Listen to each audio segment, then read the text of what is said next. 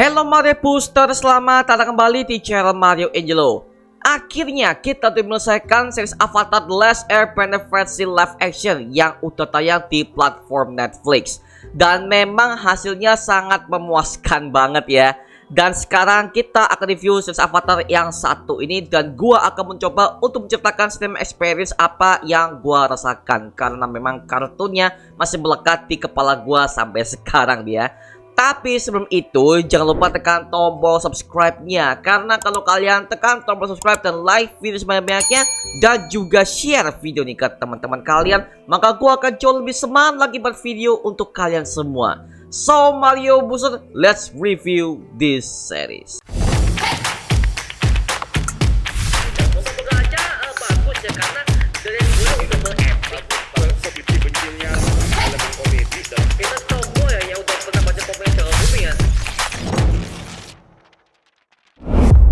Avatar The Last Airbender versi live action Netflix ini akhirnya bisa ditonton juga ya, dan ternyata hasilnya sangat luar biasa. Gua sebagai fans Avatar dari zaman kartunnya yang tayang di Global TV akhirnya bisa melihat versi live action yang udah keren banget dan penuh dengan momen nostalgia. Bahkan ini udah mengobati rasa kemarin gua ketika gua pernah nonton versi live actionnya di tahun 2010 lalu yang pernah digarap oleh M. Night Shyamalan, yang dimana hasilnya itu ngawur banget ya.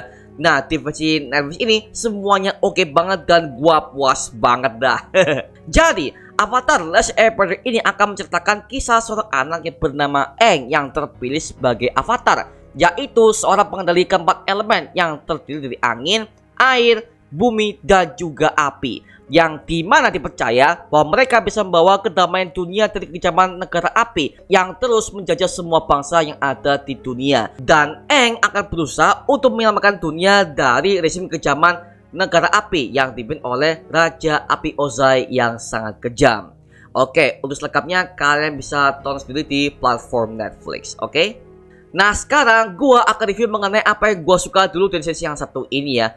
Hal pertama yang gua suka adalah dari segi penceritaannya, karena hal ini yang gua keluhkan di versi live action dulu ya, yang dimana semua lore-nya itu kacau dan banyak hal-hal yang di-cut dari versi animasinya, sehingga kesannya itu lompat-lompatnya jauh banget, bahkan membuat banyak fans kartunnya kecewa melihatnya. Nah, di series Netflix ini semuanya dikemas dengan lengkap dan penuh dengan kesabaran. Bahkan mereka mengambil alur ketika di awal-awal banget ketika semua suku angin dibantai oleh negara api, bahkan sampai penyerangan suku air utara yang melawan pengendali api yang dipimpin oleh Laksamana Zhao. Jadi semuanya dikemas dengan lengkap dan sesuai dengan lore animasinya. Bahkan hal yang gua suka adalah ditambahkan adegan pembantaian suku angin yang dimana itu tidak ada di versi kartunnya dulu. Jadi Netflix menambahkan hal itu sebagai asal-usul Aang setelah dia diungkapkan bahwa dia adalah avatar yang harus menyelamatkan dunia dengan menguasai keempat elemen untuk menyelamatkan dunia dari kejaman negara api. Dan itu dibangun sangat kuat sekali. Makanya dari awal, pertengahan, sampai akhir, developernya Aang ini sebagai avatar sangat kuat dan tersampaikan dengan baik kepada para penontonnya. Dan hal yang paling gue suka dari sesi ini adalah acting semua para pemainnya. Jujur dari awal gue agak meremehkan semua kualitas actingnya dan semua cast-castnya, karena kebanyakan mereka ini adalah para pemain yang kayaknya baru terjun di dunia perfilman. Tapi setelah gua lihat hasilnya, gua angkat tangan coy. Semuanya bagus banget, dari acting marah, nangis, bahkan suasana ketika mereka tuh berhasil di depan kamera, semuanya on the karakter sekali. Bahkan mereka tuh gak dilebay depan kamera, jadi mereka tuh udah fokus kepada karakternya masing-masing. Terutama gua harus puji kepada dua karakter yang sangat gua suka di sesi ini ya, yaitu ada Sokka yang diperankan oleh Ian Owsley dan juga Zuko yang diperankan oleh Dallas Liu. Mereka berdua ini berhasil mendevelop karakter ini menjadi lebih ke depan ketimbang Gordon sebagai Aang yang jadi spotlightnya. Awalnya gua pas ngeliat Sokka ini, lah kok lagi-lagi gak sesuai dengan versi kartunnya dulu ya, karena sepanjang arc awal Sokka ini digambarkan sebagai orang yang serius banget dan gak kelihatan bahwa dia itu adalah karakter comic relief.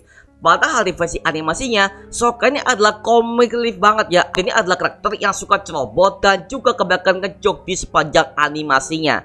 tapi akhirnya itu terlihat di pertengahan episode yang dimana Sokka sudah tampak development karakternya dan sifatnya udah terlihat sama di versi kartunnya, dan juga aktornya jago banget untuk memerankan Sokka yang bisa dibuat culun dan juga dibuat lebih dungul ya, seperti itu. Gila, gue suka banget dah. Dan juga ada Zuko yang dimana itu adalah karakter villain yang gue suka di Avatar versi kartun ini. Dan ketika dia main di versi Netflix ini, apa yang gue takutkan ternyata tidak kejadian coy. Semuanya berhasil dieksekusi oleh Dallas Liu yang dimana dia berhasil menciptakan sebuah karakter Zuko yang sangat ambisius dalam mencari avatar. Bahkan beberapa kali dia terlihat depresi dan penuh dengan ketakutan ketika menghadapi ayahnya, yaitu adalah Raja Api Ozai. Itu semuanya berhasil dieksekusi oleh si Dallas Liu ini ya, dan gua cukup puas dan gak ada yang gua kritik sama sekali. Semuanya oke dah.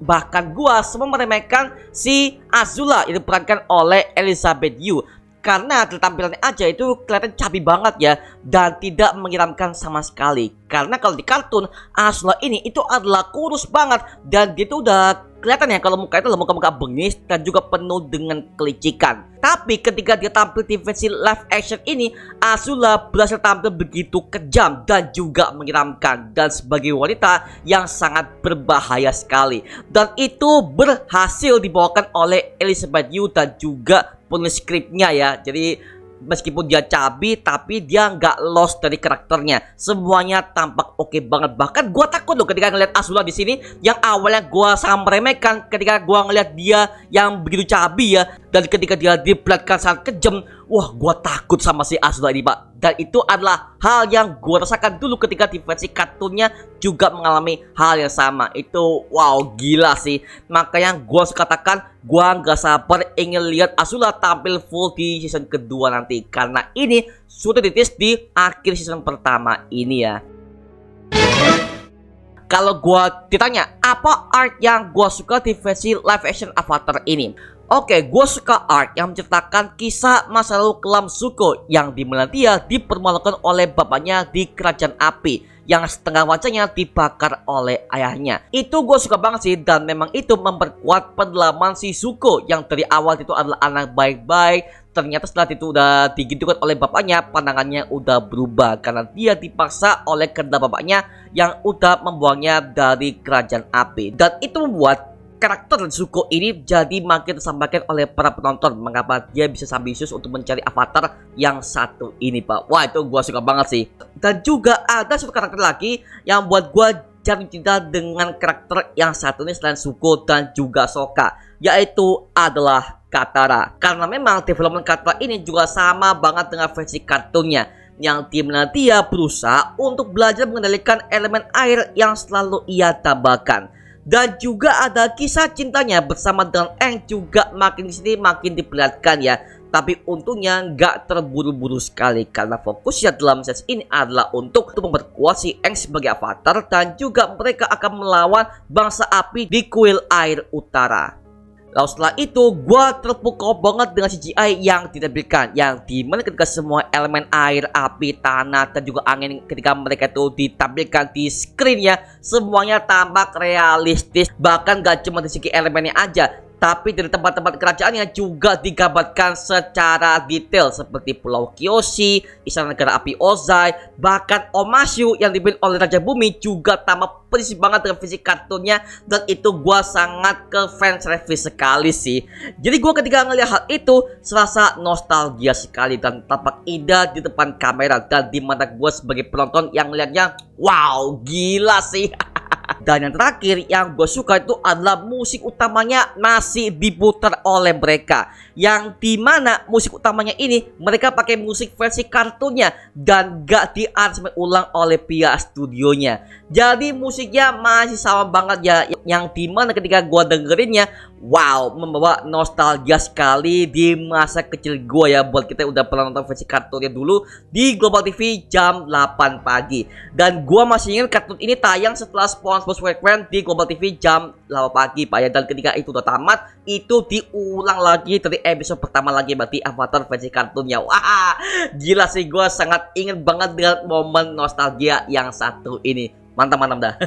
Tapi meskipun series ini udah banyak banget positifnya, ada juga beberapa hal yang harus gua kritik di series ini ya. Yaitu ketika mereka tiba di episode ketiga dan juga episode keempat, yang dimana arc-nya seolah-olah dipanjangin durasinya dan banyak banget adegan pengkhianatan yang gak penting sekali. Terasa kayak dilama-lamain banget oleh sutradaranya untuk penerapan karakter semuanya yang udah dijelaskan di episode 1 juga episode kedua.